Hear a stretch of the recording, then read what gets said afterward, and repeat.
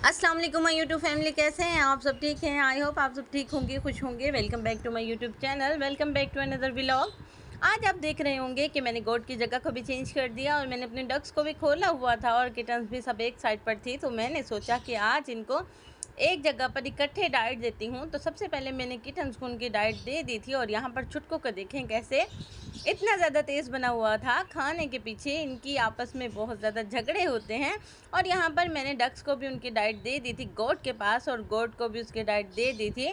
तो फिर यहाँ पर आज सब जो हैं इकट्ठे अपनी डाइट को एंजॉय कर रहे थे, इकट्ठे अपनी डाइट को खा रहे थे। तो फिर मैंने सोचा कि अब से इनको ऐसे ही इकट्ठे डाइट दिया करेंगे ताकि ये सब मिलकर एक जगह पर अपनी डाइट को खा लें। और यहाँ पर मोरनी भी आ रही थी बार बार इनके पास, और जो रैबिट हैं वो केज के नीचे ही छुपे हुए थे। तो फिर मैंने उनको पकड़ा और फिर बाहर निकालने की कोशिश तो की स्टिक से, लेकिन दो जो रैबिट हैं बड़ी मुश्किल से बाहर निकले थे, लेकिन वो फिर भी इनके पास नहीं आ रहे थे। आई थिंक सो वो डक से डर रहे थे, क्योंकि आप सबको पता है कि डक्स जो हैं हर किसी के ऊपर अटैक करती हैं और मारती हैं।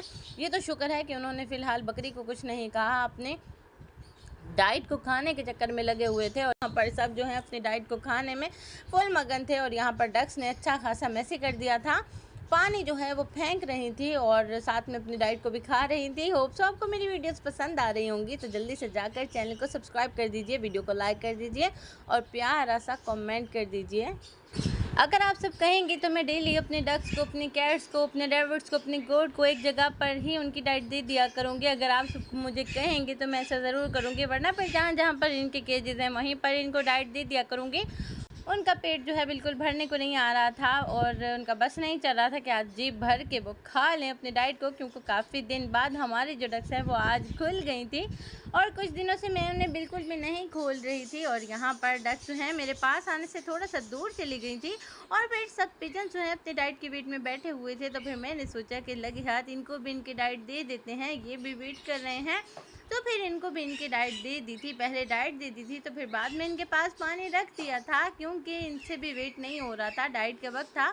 हालांकि आज मैं अर्ली मॉर्निंग से ही इनको डाइट दे रही थी। वैसे तो मैं थोड़ा सा लेट 8 साढ़े 8 बजे दे देती हूँ, लेकिन आज मैं तकरीबन 7:30 बजे ही इनको इनकी डाइट दे रही थी ताकि ये जल्दी से अपनी डाइट को एंजॉय कर लें। और अभी यहाँ पर छाँव थी तो फिर मैंने गोट को यहीं पर ही बंद कर दिया था गेट के पास। और रैबिट जो है यहाँ पर बैठे हुए थे, मैं इनको अपने पास बुला रही थी तो फिर एक रैबिट जो है वो आ रहा था और फिर छुटको भी रैबिट्स के पास आ गया था। तो फिर मैंने हाथ से इनके पास थोड़ा सा घास डाला था कि ये खाने के लिए आ जाएंगे, क्योंकि कल से इन्होंने भी अपनी डाइट को नहीं लिया था। तो जैसे ही मैंने घास को डालना शुरू किया तो हमारे जो रैबिट्स हैं वो घास के पास आना शुरू हो गए थे। और घास को जैसे ही उन्होंने खाना शुरू किया तो मोरनी साहिबा जो है वो आ गई थी और उसने रैबिट्स को मारना शुरू कर दिया। बस मोरनी कह रही थी कि मैं ही अपनी डाइट को खा लूँ। अभी तो ये रैबिट बेचारा खाने के लिए आया ही था और खाने के लिए खड़ा हुआ था, तो ये हमारी मैडम आ गई थी और इसने हमारे रैबिट्स को मारना शुरू किया था कि अभी तो ये खा रही है, फिर इनको भगा देगी यहाँ से और फिर खुद पेट भर के यहाँ से घास को खाएगी। और मैं आप सबको बताऊं कि कल रात क्या हुआ कि हमारी जो मोरनी है वो पूरी रात छत पर ही रही है, वो नीचे नहीं उतरी।